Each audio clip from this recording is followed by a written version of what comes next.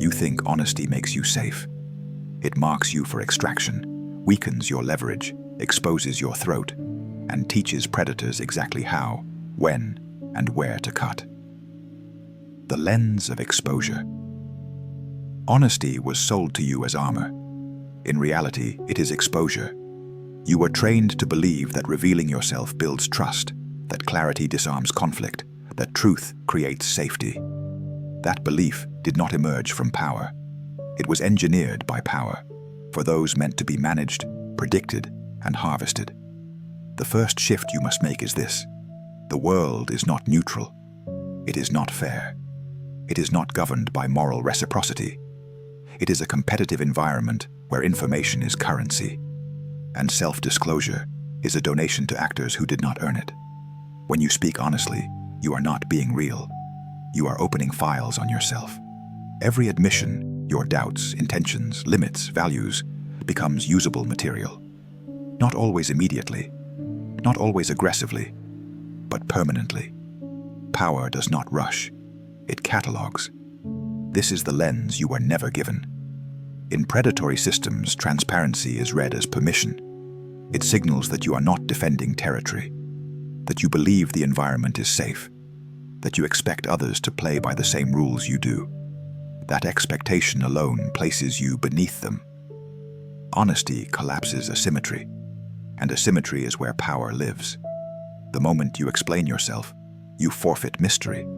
The moment you confess motives, you surrender leverage. The moment you clarify your values, you provide a map of pressure points. You are no longer an unknown variable. You are a solved equation. Machiavelli understood this long before modern psychology gave it softer names. He observed that men who displayed their inner world openly were not praised for long. They were used, then discarded. Not because they were immoral, but because they were legible. Legibility is dangerous. To be seen clearly is to be measured. To be measured is to be ranked. To be ranked is to be selected against. This is why honesty feels good, but costs you later. It delivers immediate relief, tension release, moral self-validation, while quietly mortgaging future power. It is a short-term comfort that produces long-term vulnerability. Notice who demands honesty the loudest. Institutions ask for it. Partners test for it. Rivals bait it. Not because they respect truth, but because it simplifies control. When you tell the truth prematurely, you remove the need for others to observe you. Observation takes time. Time creates uncertainty. Uncertainty weakens strategy. Your honesty does their work for them.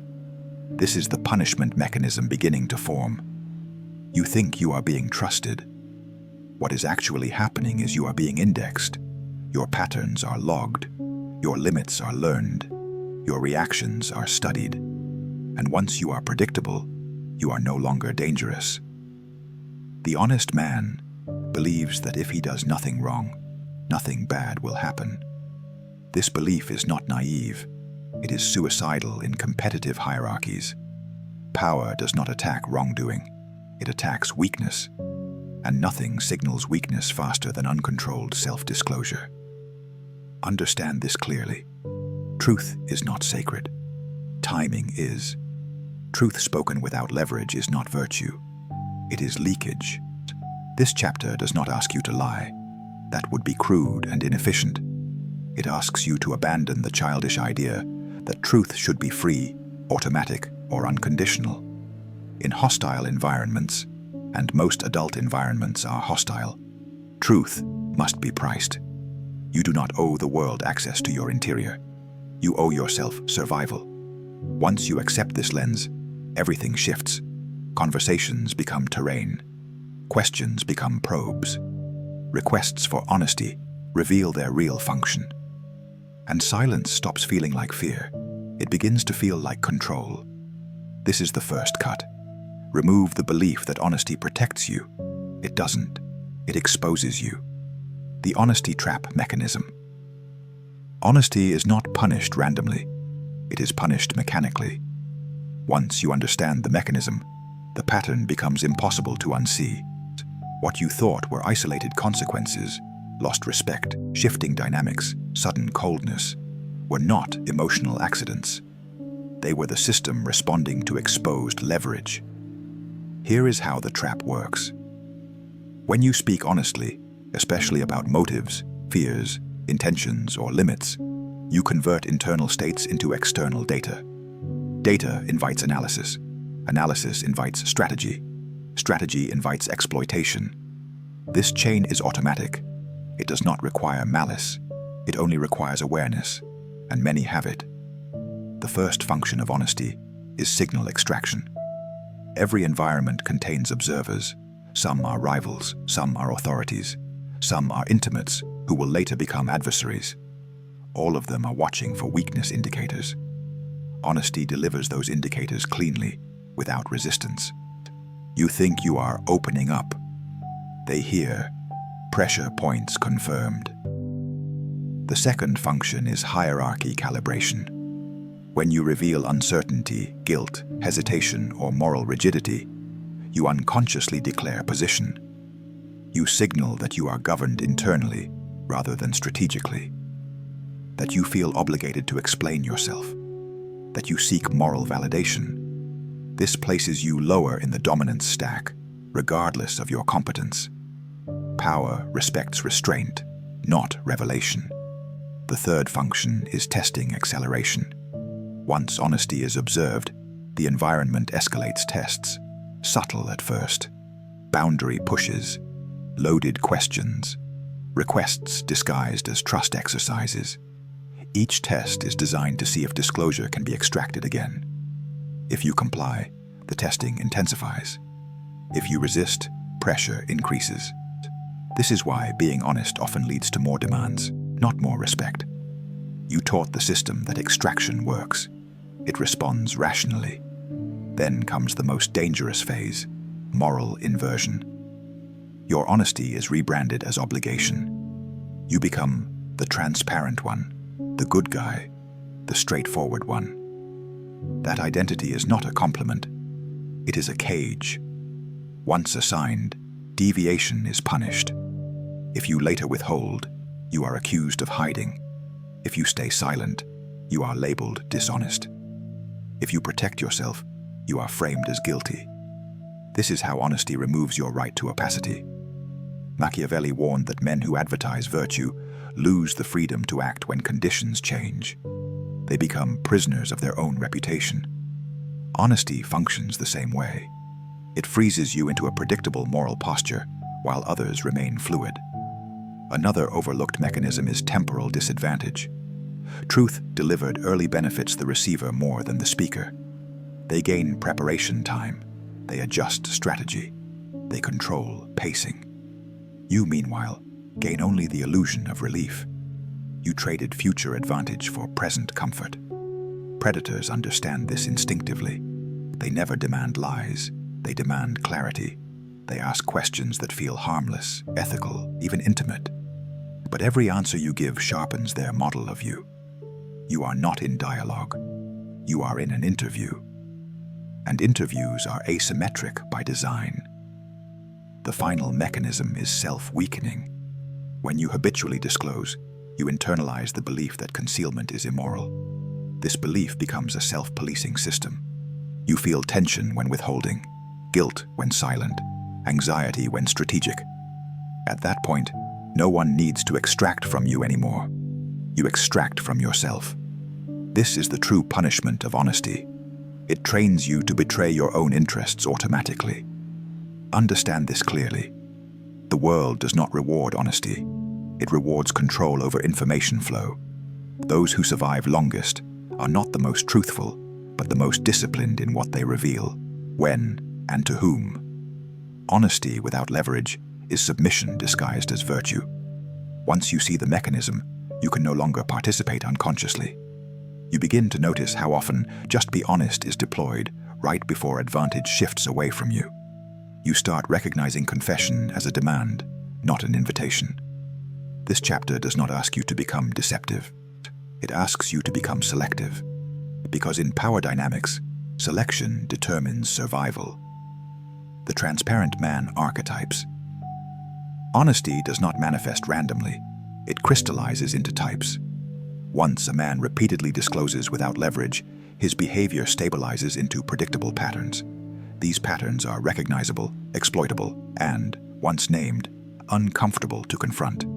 You will recognize at least one. That recognition is intentional. The confessor.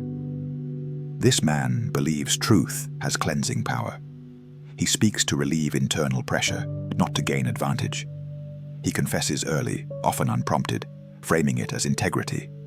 In reality, he is managing his own anxiety. The confessor mistakes emotional relief for moral strength. He exposes doubts, mistakes, intentions, even guilt, believing this will reset the playing field. It never does. It only tilts it. Observers learn that pressure produces disclosure, so they apply pressure. Silence from him feels unnatural, so it is interrogated. Over time, he is no longer asked questions. He is expected to report. His punishment is permanent transparency. He becomes legible, harmless, and replaceable. The pleaser. This archetype uses honesty as appeasement. He explains himself to prevent conflict. He clarifies to avoid being misunderstood. He discloses to maintain harmony. What he is actually doing is negotiating from below. The pleaser believes that if others fully understand him, they will treat him fairly. This belief collapses in hierarchies. Understanding does not create mercy. It creates leverage. By over-explaining motives and intentions, the pleaser trains others to challenge, debate, and override him. His words become negotiable. His boundaries become flexible. His honesty becomes a tool others use to steer him. His punishment is endless adjustment. He adapts constantly, while others remain fixed. The moral advertiser. This man announces his values openly. He signals ethics, loyalty, principles. He believes that stating them publicly protects him. It does the opposite.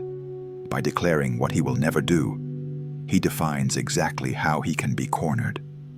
By advertising loyalty, he invites exploitation. By broadcasting principles, he hands out a constraint map. Power respects values kept private and enforced selectively. Values displayed loudly are not convictions, they are vulnerabilities.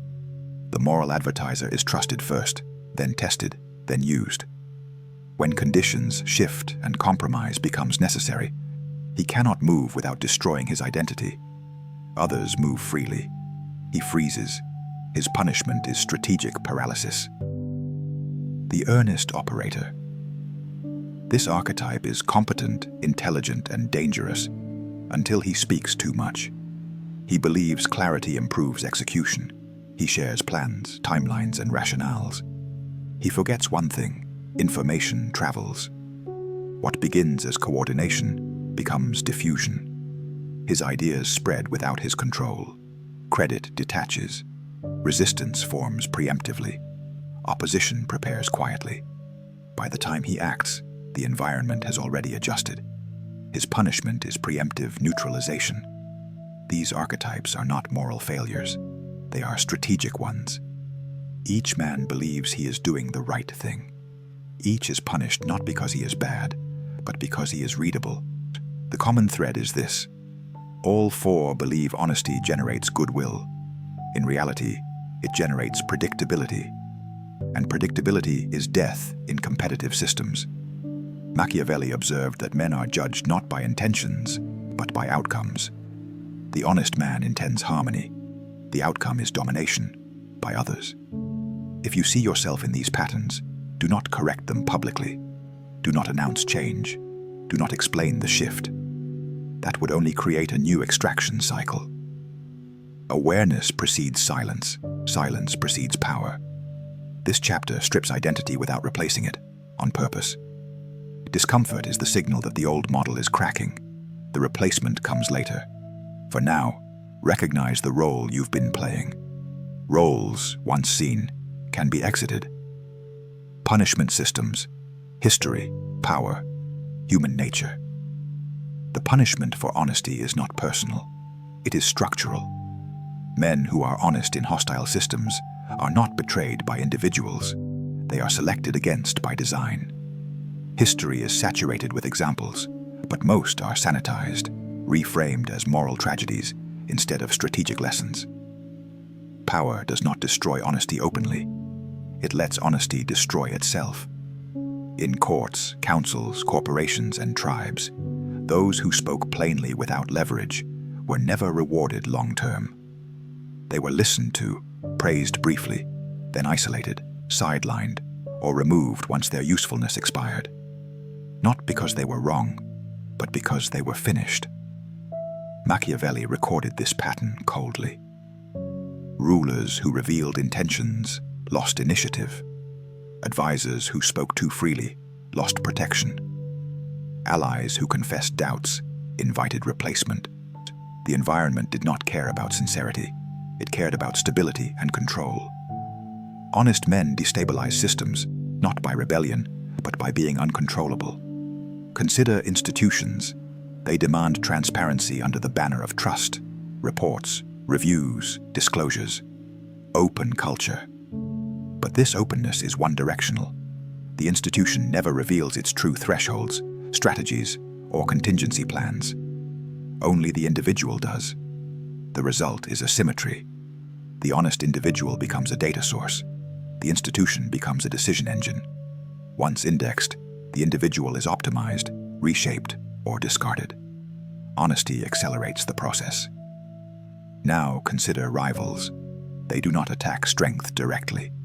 They wait for signals, a moment of doubt, a public admission, a moral hesitation. Then pressure appears, subtle, plausible, deniable. Requests escalate, boundaries erode. Authority shifts without confrontation. The honest man wonders why respect evaporated. The rival knows exactly why. Then there is the most brutal arena, intimacy.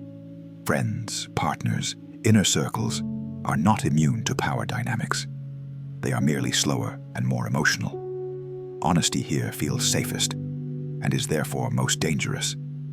When you reveal fears, insecurities, ambitions, or unresolved guilt, you believe you are deepening connection. In reality, you are altering the balance. The other party now holds material that can be used consciously or unconsciously. Later, during conflict, stress, or misalignment, that material resurfaces, not as blackmail, but as reference. Your own words are used to define you, to limit you, to win. You said this mattered to you. You admitted you struggle with that. You told me you're not that kind of person. Honesty becomes a binding contract you never meant to sign. This is not cruelty. It is human nature operating under pressure. People reach for leverage when threatened. Honest men provide it in advance. History punishes those who misunderstand this. Whistleblowers without protection are destroyed. Idealists without armies are exiled. Loyalists without secrecy are sacrificed when expedient. The lesson is consistent across eras. Truth without power is expendable. The world pretends otherwise because the alternative is uncomfortable. Teaching men restraint produces fewer confessions, less compliance, more resistance. Systems prefer transparency from below and opacity from above. That preference alone tells you everything. Honesty is praised publicly and punished privately. Silence is criticized morally and rewarded strategically. This contradiction is not hypocrisy, it is governance. Once you accept this, you stop being confused by outcomes. You stop asking why doing the right thing failed. You stop expecting alignment between virtue and survival. You begin to see the punishment not as betrayal, but as selection. Those who speak freely are removed from the pool of serious operators. Those who control disclosure remain in play. This chapter is meant to remove nostalgia. There was never a golden age where honesty protected men. There were only environments where consequences arrived slower. The world has not become harsher. You have simply become more visible. And visibility without armor is a sentence, strategic opacity. Once you understand the punishment, The response is not outrage, it is adaptation. Strategic opacity is not silence for its own sake. It is controlled visibility, the discipline of deciding what remains internal, what is revealed, and what is never spoken, regardless of pressure, intimacy, or moral framing. This is where weak men misunderstand the shift. They think the alternative to honesty is deception. That is crude. Deception requires energy, memory, maintenance. It introduces friction. Strategic opacity does not fabricate, it withholds. You are not lying, you are not volunteering. The first rule is delayed disclosure. Time is leverage. The longer information remains yours alone, the more optionality you retain. Early truth benefits receivers, not speakers. Therefore, any demand for immediate honesty should trigger resistance, not defensiveness, but postponement. I'll think about it. Not sure yet. Too early to say. These are not evasions, they are boundary markers. They protect your ability to adapt as conditions evolve. The second rule is selective legibility. Not everyone deserves the same version of you. This idea offends moral conditioning, which insists on consistency as virtue. Power rejects that framing. A strategist presents different surfaces to different observers, not randomly, but intentionally. Each version is accurate, but incomplete. No single observer holds the full model. This prevents consolidation of leverage. When people compare notes, the picture remains fragmented. That fragmentation preserves sovereignty. Total coherence across audiences is useful only if you control all audiences. You do not. The third rule is silence under provocation. Most honesty extraction occurs under emotional pressure. Accusations. Just be real. Ultimatums disguised as trust tests. These moments feel urgent. They are designed to feel that way. Strategic opacity treats urgency as a trap. Silence here is not weakness. It is denial of data. You are refusing to update someone else's model of you. The discomfort you feel is conditioning breaking. Let it break. The fourth rule is principle privatization. Your values are not for broadcast. They are for enforcement. The moment you announce them, they become constraints others can game. Operate on principles. Do not explain them. Let others infer your limits through consequence, not confession. This keeps boundaries flexible while remaining real. The world respects lines it collides with, not lines it is warned about. The fifth rule is internal containment. You must become capable of holding tension without releasing it through speech. This is the hardest adaptation. Men trained in honesty seek relief through expression. Strategic men seek advantage through restraint. Pressure does not require discharge, it requires management. This is where sovereignty begins, not externally, but internally. When you no longer need to speak to stabilize yourself, you are no longer governable by extraction. Opacity is not antisocial, it is anti-exploitation. Machiavelli did not advocate lying constantly. He advocated not being known. There is a difference. The fox survives not by inventing realities, but by disappearing when watched. Understand this. People do not resent your silence because it is wrong. They resent it because it removes their certainty. And certainty is control. When you adopt strategic opacity, dynamics shift quietly. Questions slow. Probing stops. Respect recalibrates. You are no longer predictable enough to manage casually. This chapter installs behavior, not comfort. You will feel colder. Others will feel less informed. That is the point. You are not here to be understood. You are here to remain in play. Kill the honest identity. This is where most men fail, not because they don't understand the strategy, but because they refuse the death. Honesty, for you, was never just a behavior. It was an identity, a moral self-image. I'm a straight shooter. I'm not like them. I tell the truth. That identity felt clean, superior, safe. It is none of those things. As long as you protect that identity, you will sabotage every strategic adjustment you attempt. You will hesitate to withhold. You will overcorrect into explanation. You will feel guilt when silent, shame when guarded, anxiety when opaque. That is the old identity fighting for survival. It must be killed deliberately. Identity death is not dramatic. It is surgical. You stop reinforcing the label internally. You no longer ask, "Is this honest?" You ask, "Is this necessary?" You replace moral reflex with strategic assessment. The honest identity is built on a false equation. Truth equals virtue equals protection. That equation was installed early by parents, schools, religion, media, systems that benefit from predictability below. You internalized it because it made you legible, compliant, and emotionally manageable, and now it makes you disposable. Killing this identity does not turn you into a liar. It turns you into an operator. The operator does not derive self-worth from disclosure. He does not feel compelled to clarify himself. He does not need others to know where he stands. His stance is demonstrated through outcomes, not explanations. This shift feels like loss because it is. You are losing the comfort of moral exhibition. You are losing the relief of confession. You are losing the illusion that being good guarantees safety. Good. Those comforts were costing you power. Expect resistance from yourself first. You will feel moments where silence feels deceptive, where withholding feels like betrayal of who you are. That voice is conditioning, not conscience. Conscience governs action. Conditioning governs appearance.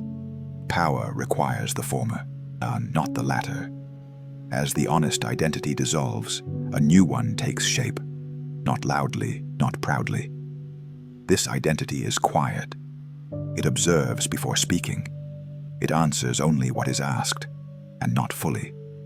It lets others project certainty while remaining undefined. It understands that being misjudged is often safer than being understood. This man is harder to rank, harder to test, harder to trap. Others will sense the change before they can name it. Conversations shorten. Probing questions soften. Pressure becomes indirect. Some relationships weaken, not because you became worse, but because you became unusable. That is not loss, that is filtration. Machiavelli wrote that men should avoid being both hated and despised. Excessive honesty achieves the latter quickly. Strategic opacity prevents both. You are not aggressive. You are not moralizing. You are simply unavailable for extraction. The honest man wants to be seen as good. The sovereign man wants to remain unconquered. You cannot be both. This chapter ends the transformation internally. The next chapter closes it externally, with a final warning most men ignore until it's too late. Final warning: selection is ongoing. Nothing you have learned here grants immunity. It grants eligibility. Selection never stops. Hierarchies are not events. They are processes. Every interaction updates your position. Every disclosure adjusts your risk profile. Every moment of unguarded honesty feeds a system that never sleeps. Most men think the danger is past once they figure it out. That belief is how selection resumes. Power does not need you to be foolish consistently. It only needs you to slip when tired, emotional, or convinced you are safe. That is when extraction happens, quietly, retroactively, without confrontation. This is the final warning. Comfort is the signal. The moment an environment feels safe enough to speak freely is the moment vigilance should increase, not relax. Familiarity does not neutralize power dynamics. It camouflages them. You will be invited to explain yourself again, not aggressively, not obviously, with phrases that sound reasonable, ethical, even caring. Just be honest. I thought we were past that. You can trust me. These are not threats. They are tests, not of morality, but of discipline. Fail once, and you do not reset to zero. You re-enter the system with a history. Others remember. Models update. Respect recalibrates downward. The punishment is subtle, but cumulative. Son, you will feel the temptation, to prove you are not cold, that you are not manipulative, that you are still a good man. That impulse is the last remnant of the dead identity. Do not resurrect it. You are not here to be admired for transparency. You are here to remain sovereign in environments that reward extraction and punish legibility. Sovereignty requires endurance, not applause. The elite understand this instinctively. They reveal nothing they cannot afford to lose.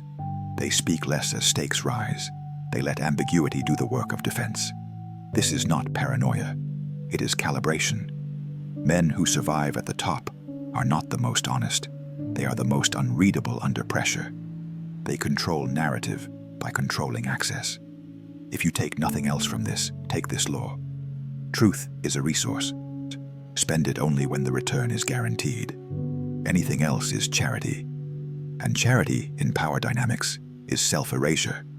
Selection is ongoing. So is the test. Remain unindexed. Remain in play.